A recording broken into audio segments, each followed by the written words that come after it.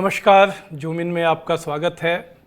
आज हम जूमिन में ये सवाल उठा रहे हैं या इस सवाल पे बात कर रहे हैं कि क्या जो अनुसूचित जाति और जनजातियों के लिए आरक्षण का संवैधानिक प्रावधान है उसके भीतर में क्रीमी लेयर का प्रोविज़न लागू होना चाहिए। ये सवाल इसलिए उठा है कि पिछले हफ्ते सुप्रीम कोर्ट ने एक फ़ैसला दिया। सुप्रीम कोर्ट ने अपने फैसले में ये नहीं कहा है कि क्रीमी लेयर का सिद्धांत लागू होना चाहिए, लेकिन उन्होंने जो फैसला दिया उससे ये बहस भी खड़ी हुई है। सुप्रीम कोर्ट ने अपने फैसले में ये कहा है कि जो राज्य सरकारें हैं वो SC/ST के भीतर जातियों का वर्गीकरण कर सकती हैं, क्लासिफिकेशन कर सकती हैं। यानी वो ये तय कर सकती हैं कि SC के भीतर अगर उन्हें लगता है कि कोई ऐसी जाति है जो आगे बढ़ गई है, जो मजबूत हो गई है, तो उसे आरक्षण की सुविधा से बाहर किया जाए या उसे कम आरक्षण दिया जाए, और जो जातियां पिछड़ी रह गई हैं उसको राज्य सरकार तय कर सकती है कि उसे वो ज़्यादा तरजीह देगी। ये कोशिशें काफ़ी समय से कई राज्यों में हुई थी और OBC में ऑलरेडी इसको लागू किया जा चुका है। OBC के भीतर में इसके लिए प्रोविज़न किया जा चुका है। तो ये जो क्रीमी लेयर का सिद्धांत OBC में आया था, ये मोटे तौर पर एक तरह से उसको SC/ST आरक्षण में लाने की कोशिश हो रही है।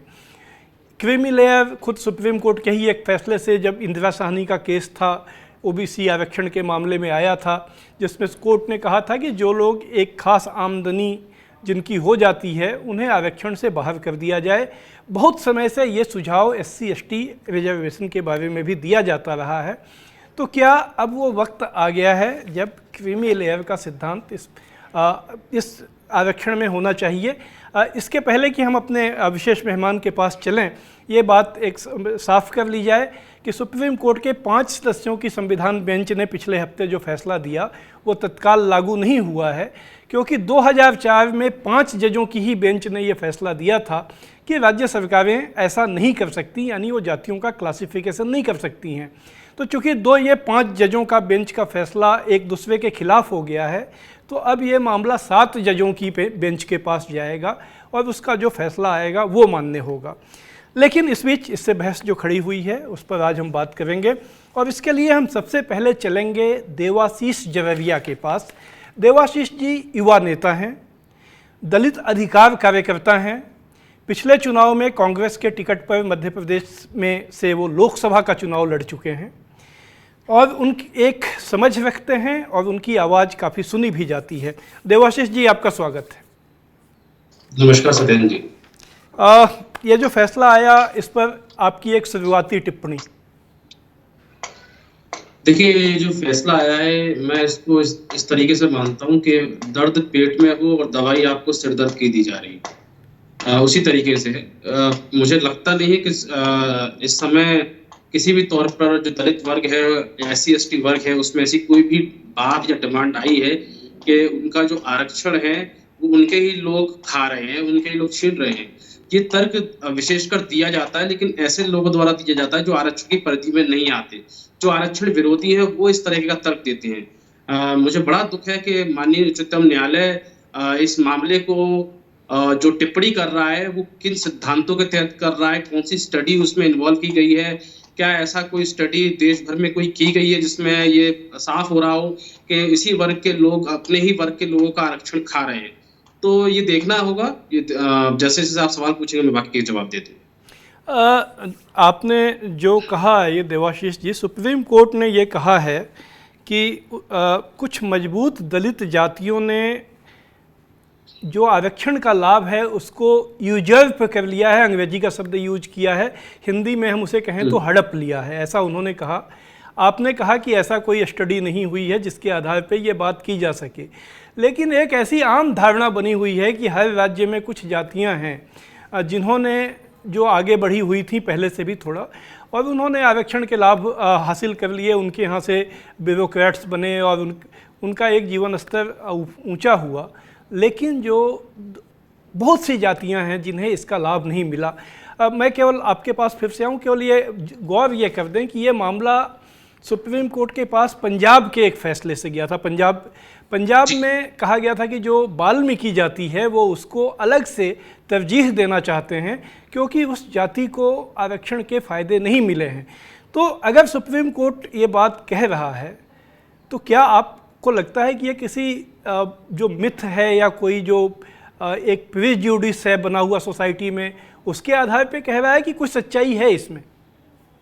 देखिए सदन जी, जैसा मैं पहले ही बोल चुका हूँ कि इस तरह की मांगे आती रही है, लेकिन अमूमन ये मांगे जो आती हैं वो उन लोगों के द्वारा आई जाती हैं, और ये परसेप्शन बनाया गया है, ये उन लोगों के द्वारा बनाया गया है जो आरक्षण के ध्रुव विरोधी है, जो आरक्षण के सिद्धांत को नहीं मानते हैं। पहली बात। दूसरी बात ये कि आप मुझे बताइए कि कौन सा ऐसा सेक्टर है, भारतीय गवर्नमेंट सेक्टर है भारत का, जिसमें आरक्षण को पूरी तरीके से लागू कर दिया गया है। आरक्षण लागू होने के इतने वर्षों बाद भी जो दलित समुदाय है वो आरक्षण से वंचित है, आरक्षण की सभी सुविधाओं से वंचित है। आप हायर एजुकेशन ले लीजिए, आप हेल्थ सेक्टर ले लीजिए, आप यहाँ तक कि जुडिशरी ही ले लीजिए, किसी भी जगह पर आरक्षण को लागू पूरी तरीके से नहीं किया गया है। आज भी आरक्षण की व्यवस्था की पूरी तरीके से अवहेलना होती है। ये एक फैक्ट है जो कि हमारे सामने है। माननीय उच्चतम न्यायालय को जब ये बात सामने आई कि इस तरीके से आरक्षण को कुछ जातियों में दिया जा रहा है, कुछ जातियों में नहीं दिया जा रहा है, तो माननीय उच्चतम न्यायालय को ये ध्यान में रखना चाहिए कि क्या आरक्षण पूरी तरीके से लागू हो गया है? क्या आरक्षण जिस वजह से बनाया गया, आरक्षण का जो प्रावधान दिया गया पॉजिटिव अफर्मेटिव एक्शन, वो इसलिए दिया गया कि सरकारी जो व्यवस्था है, जो हिस्सेदारी है, उसमें हिस्सेदारी इन वर्गों की सुनिश्चित की जा सके। क्या हम उस स्तर पे पहुंच गए हैं? क्या पूरी तरीके से हिस्सेदारी हो चुकी है? आप किसी भी आज गवर्नमेंट की भर्ती को आप देख लीजिए, उसमें आरक्षण के नियमों की धज्जियां उड़ाई जाती हैं। आप किसी भी सेक्टर को देख लीजिए, आज भी एससी एसटी का प्रतिनिधित्व उतना नहीं हुआ है। आप एक बार उस प्रतिनिधित्व को सुनिश्चित कराएं। पहले आप उतना कोटा आप दें, आप उतना रिप्रेजेंटेशन दें, उसके बाद इस बहस को आगे लेके जाएं। इस बहस को आगे ले जाने के भी तरीके हैं। आप इसके पीछे आयोग का गठन करें, क्योंकि व्यापक स्टडी के साथ किया जाए।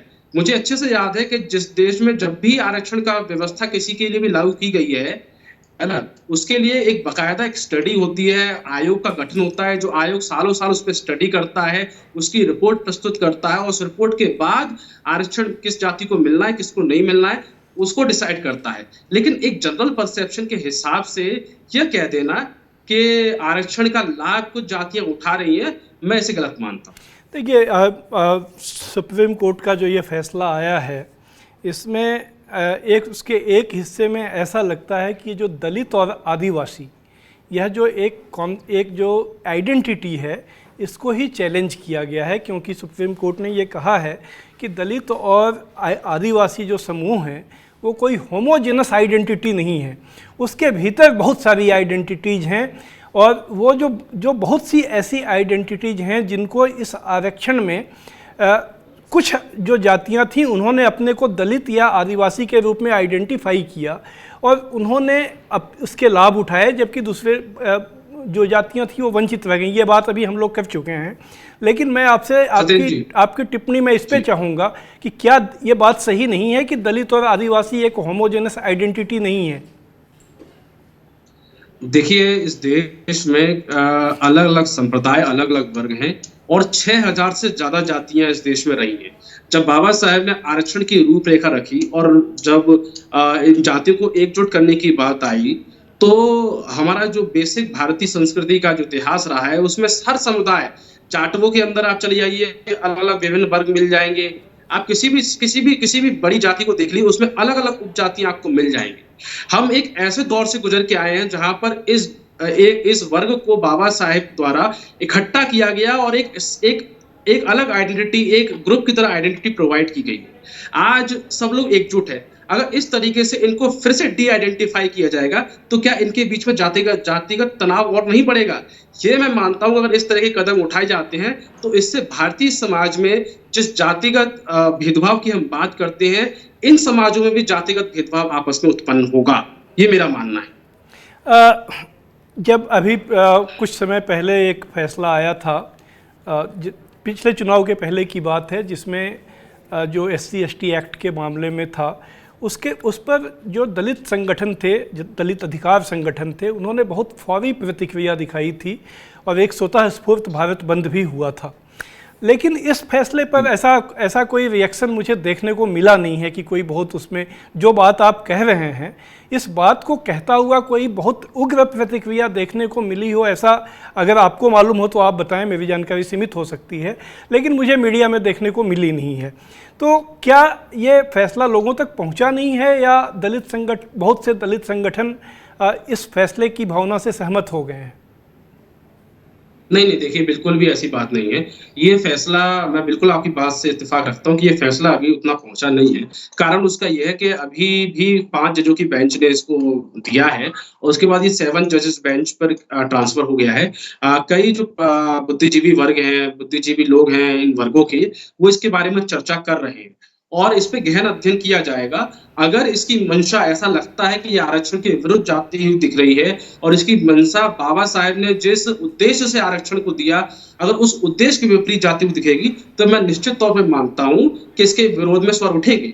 मैं एक उदाहरण आपके बीच में देना चाहता हूं। जैसे हम लोग दलित और महादलित देखते हैं बिहार में हम दलित महादलित देखते हैं, तो दलित और महादलितों के बीच में एक खाई उत्पन्न कर दी गई है।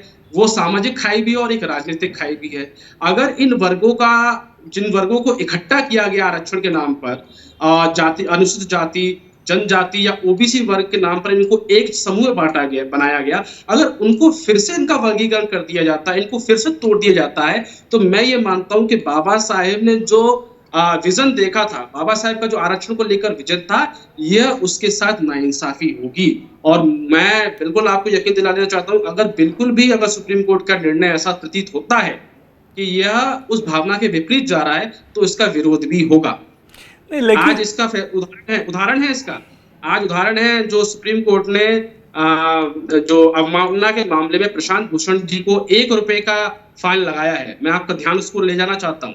₹1 का फाइन लगाया है। जब ऐसा ही अवमानना का मामला एक दलित हाईकोर्ट के न्यायाधीश जस्टिस कर्णन के विरुद्ध में आया था, तो उनको 6 माह की सजा हुई थी। इसको लेकर दलित समाज में बहुत चिंता है और गहन रोष है और ये चर्चा चल रही है कि एक तरीके का मामला है, उसमें अलग अलग तरीके की सजा कैसे? एक व्यक्ति जो कि सिटिंग जज होता है, उसको आप 6 महीने की सजा दे देते हैं, जो कि इतिहास में पहली बार है कि कोई दलित है। और एक व्यक्ति, ये बात आपकी ठीक है, लेकिन यह अभी चूंकि आज हम लोगों का वो विषय नहीं है, इसलिए वो विषयांतर होगा। दलितों के साथ जो है एक भेदभाव नहीं होता है, ये बात तो सुप्रीम कोर्ट ने भी अपने इस फैसले में नहीं कही है, इसलिए हम लोग उसको कभी फिर बाद में बात करेंगे। लेकिन अभी जो बात आपने कहा कि विरोध होगा, लेकिन वो कब होगा विरोध, सवाल ये है हमारा। लेकिन हम ये सवाल आपसे इसलिए पूछ रहे हैं क्योंकि आपने कहा कि बाबा साहब का जो आरक्षण के मामले में जो सोच थी, ये फैसला उसके खिलाफ है।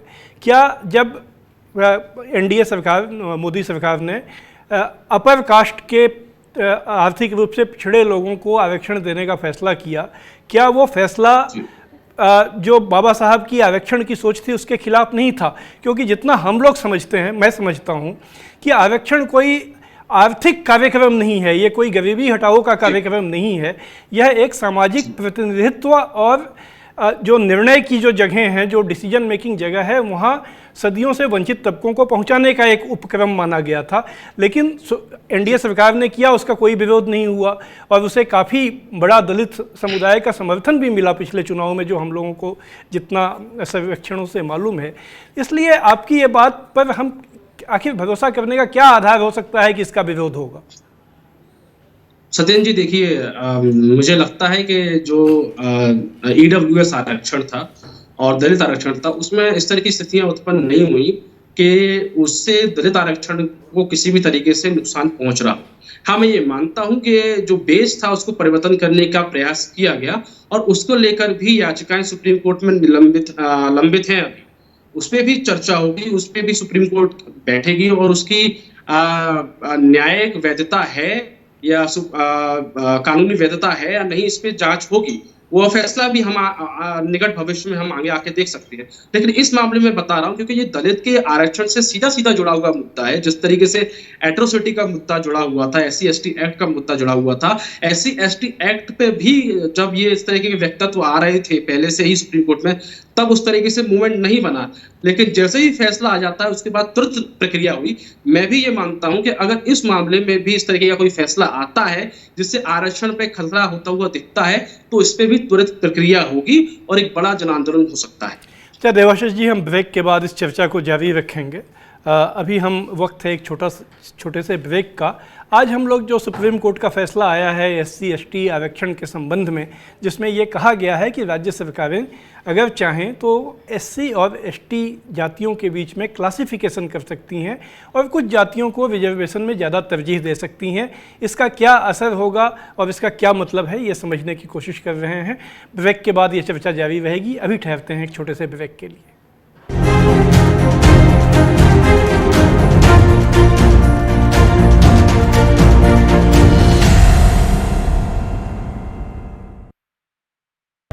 सपने सच तब होंगे जब आप सपने दिखना शुरू करेंगे। ये शब्द हैं उस शख्सियत के जिसके सपनों ने दी इस देश को एक नई उड़ान, डॉक्टर APJ अब्दुल कलाम।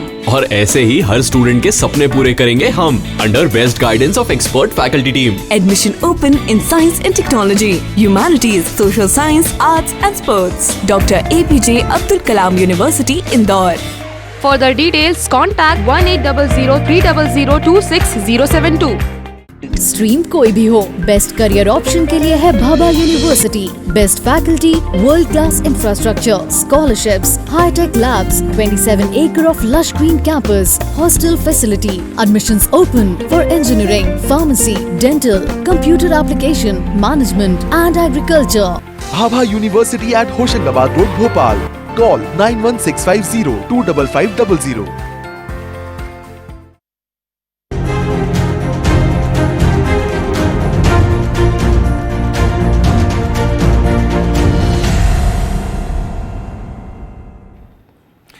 जोमिन में आपका एक बार फिर से स्वागत है। आज हम लोग समझने की कोशिश कर रहे हैं कि ये जो सुप्रीम कोर्ट ने फैसला दिया रिजर्वेशन के बारे में, कि उसके जातियों के वर्गीकरण से संबंधित दलितों और आदिवासी समुदाय के बीच में उसका क्या असर होगा और उसकी क्या प्रतिक्रिया हो सकती है, ये जानने की कोशिश कर रहे हैं।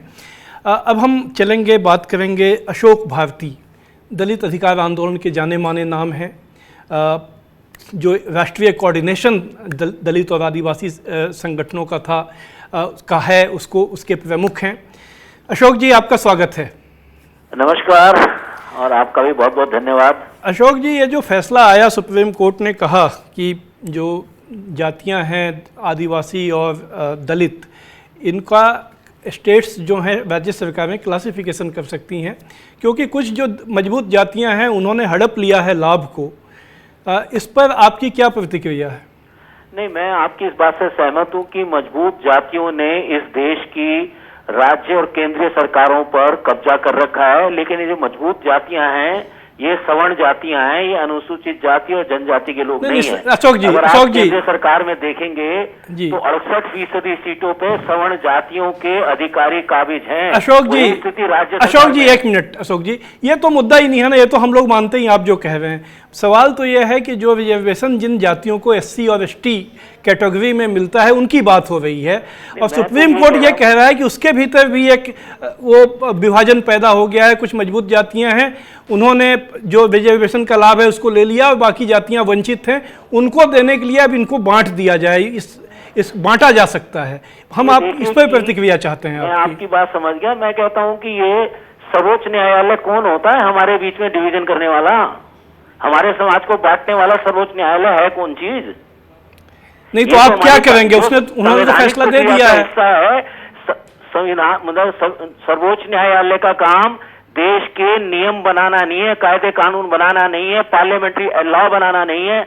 उसका काम यह है कि पार्लियामेंट ने जो लॉ बनाया है, जो आदेश बनाया है, उसको देखे, उसको नहीं, इस मामले अशोक जी, ये फैसला तो आ चुका है ना, संविधान 5 जी। मैं ये पूछना चाहता हूँ, क्या सरकार ने सर्वोच्च न्यायालय से कोई राय मांगी इस मुद्दे पर? बिना मांगे सर्वोच्च न्यायालय क्यों राय दे रहा है? नहीं, याचिका गई थी, याचिका लेकर गई। एक पंजाब सरकार ने फैसला किया था कि वो वाल्मीकि जाति को ज़्यादा उसमें एक अलग से उसमें तरजीह देना चाहती है, प्रेफरेंस देना चाहती है, इसको चैलेंज किया गया था। ये कुल मामला है जिसमें ये मामला 2004 में भी आया था, तब कोर्ट ने अलग फैसला दिया था। इस बार कोर्ट ने ये कहा है कि पंजाब सरकार के पास इस बात के कोई डॉक्यूमेंट है, केंद्र सरकार के पास कोई डॉक्यूमेंट है, उत्तर प्रदेश सरकार के पास डॉक्यूमेंट है कि अनुसूचित जातियों में किस जाति की कितनी हिस्सेदारी सरकारी नौकरियों में है? क्या सुप्रीम कोर्ट में ये बात रखी गई जो सुप्रीम कोर्ट ने ये राय दी?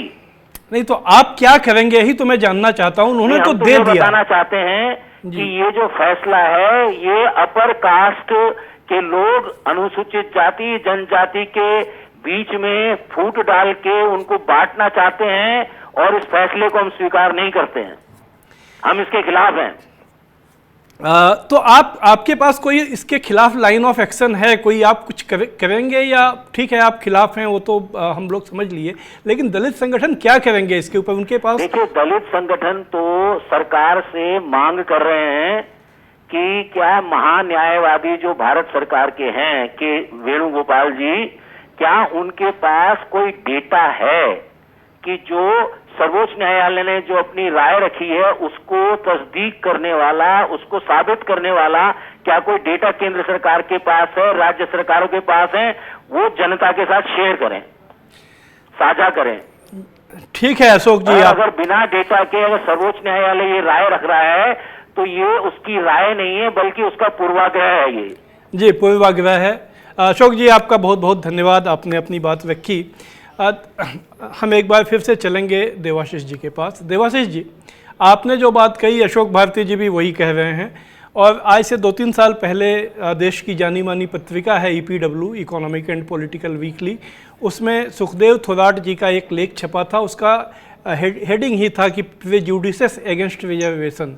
समाज में आरक्षण को लेकर बहुत सारे पूर्वाग्रह हैं, और उसमें ये एक पूर्वाग्रह जो सुप्रीम कोर्ट ने है, कोई डेटा हो सकता है नहीं हो, मुझे जानकारी नहीं है, हो सकता है सुप्रीम कोर्ट पूर्वाग्रह से का असर रहा हो उसके फैसले को प्रभावित करने में, लेकिन ये पूर्वाग्रह व्यापक रूप से समाज के भीतर में है कि कुछ जातियां, चाहे वो OBC हों, दलित हों, आदिवासी हों, वो वही फ़ायदा उठाते जा रही हैं, एक के बाद दूसरी पीढ़ी, तीसरी पीढ़ी, चौथी पीढ़ी, और बाकी जो जातियां हैं वो उसमें फ़ायदा उनको नहीं मिला है। लेकिन ये बात तो आप लोगों ने कह दी, मैं इस बात को यहाँ ले जाना चाहता हूँ कि राजनीतिक रूप में भी ये बात कहीं कारगर होती लग रही है, क्योंकि जो भारतीय जनता पार्टी ने जो राजनीति की है पिछले कुछ समय में, उसमें जैसे उत्तर प्रदेश में ही देखा जाए तो उसने काफ़ी जातियों को जाटो समुदाय, जिसका कि समर्थन बहुजन समाज पार्टी के साथ होता है,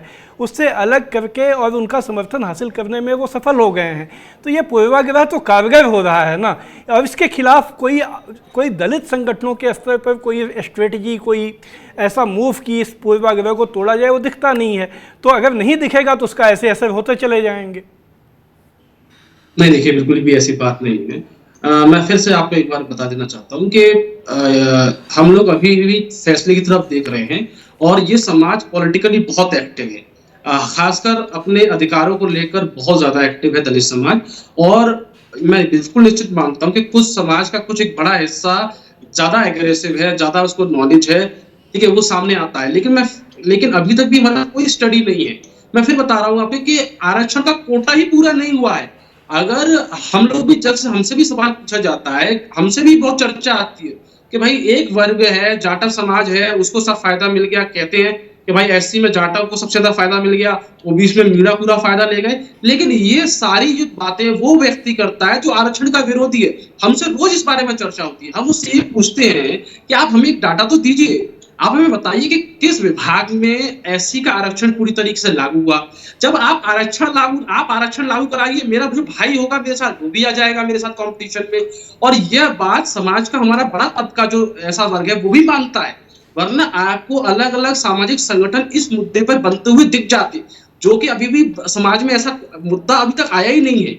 ये वो हो रहा है, ये RSS की लाइन है, ये भाजपा की लाइन है कि भैया जाटवों को इकट्ठा कर दो, बाकी सब जातियों को जाटवों से अलग कर दो, आदिवासियों में एक पर्टिकुलर जाति को अलग कर दो, बाकी सबको इकट्ठा कर लो, और इससे उनको पॉलिटिकल फायदा ही मिलेगा। मैं आपको उदाहरण दे चुका हूँ, बिहार में दलित महादलित एक बड़ा मुद्दा हो गया है, दलित अलग हो गए, महादलित अलग हो गए। मैं यही तो कह रहा हूँ कि सफल हो रही है ना स्ट्रेटजी। मैं देवाशीष जी यही बात कह रहा हूँ कि ये जो चाहे ये सोच कितनी ही एक निराधार पूर्वाग्रह पे आधारित हो, लेकिन ये तो कारगर हो रही है, ये राजनीति में भी कारगर हो रही है। और अगर जैसा कि आप लोग कह रहे हैं कि इसका कोई डेटा नहीं है, इसके बावजूद न्यायपालिका भी इससे प्रभावित हो रही है, तो और इसके खिलाफ आप लोगों के पास क्या स्ट्रेटजी है, ये मैं जानना चाहता हूँ। देखिए स्ट्रेटेजी साफ है, हम लोग सात जजेस की जो बेंच का फैसला है उसका इंतजार करेंगे। और आप यकीन मानिए, यह जो समुदाय है इसको कोई भी कितना भी भ्रमित कर लिया जाए कि बाबा साहेब की सोच के पीछे अडिंग है, चाहे वो दलित हो, दलित में कोई भी जाति हो, वो जानता है कि बाबा साहेब ने 6000 से ज्यादा जातियों को इकट्ठा किया है। अगर इनमें वापस फूट डाली गई तो फिर समाज बिखर जाएगा। अगर इस तरीके का प्रयास किया जाता है समाज को बिखेरने का, तो उसके खिलाफ आंदोलन होगा। अभी क्या है कि अभी बहुत अर्ली है, सुप्रीम कोर्ट में क्या फैसला आएगा, 7 जजेस की बेंच में क्या नहीं आएगा, हम उसकी तरफ देखेंगे। और अगर इस तरीके का लगा तो मैं खुद आपको चैनल के माध्यम पे, आपके चैनल पे बता देना चाहता हूं कि हम स्वयं इसकी शुरुआत करेंगे और विभिन्न संगठनों से बात करेंगे और आगे की भावी जो रणनीति होगी वो भी डिसाइड करेंगे। क्या वो 7 जजों में जब सुनवाई होगी तो आप लोग उसमें इंटरवीन करेंगे? बिल्कुल बिल्कुल बिल्कुल, इसमें चर्चा होगी। मैं दिल्ली के जितने भी सामाजिक संगठन हैं, पूरे देश के जो भी सामाजिक संगठन हैं, उनसे चर्चा करेंगे। जो बड़े दलित नेता हैं उनसे भी चर्चा करेंगे इस मामले में। देवाशीष जी, आपने बहुत अपना अहम समय दिया और अपनी बात रखी, इसके लिए आपका बहुत बहुत धन्यवाद। तो आज जूमिन में हम लोगों ने एक सुप्रीम कोर्ट के बहुत महत्वपूर्ण फैसला है, उस फैसले को और उस फैसले से संबंध उसका क्या इम्प्लीकेशन हो सकता है, असर हो सकता है, उसको समझने की कोशिश की, खासकर 2 दलित अधिकार कार्यकर्ताओं के निगाह से। कुल मिलाकर यह फैसला एक अभी कहा जा सकता है कि अभी चूंकि इस पे अमल नहीं होना है, 7 जजों की बेंच इस पे सुनवाई करेगी, तो एक मौका है सभी के पास अपना पक्ष न्यायपालिका के सामने जाकर, सुप्रीम कोर्ट के सामने जाकर रखने का। और ये अपेक्षा की जानी चाहिए कि जो 7 जजों की बेंच का फैसला आएगा वो आरक्षण की मूल भावना, संविधान की मूल भावना और भारतीय समाज में सामाजिक न्याय के जो तकाजे हैं उसको ध्यान में रखते हुए आएगा। आज जूमिन में इतना ही। जूमिन के अगले अंक में हम फिर किसी एक बड़े महत्वपूर्ण विषय के साथ आएंगे। आज इजाज़त दें, नमस्कार।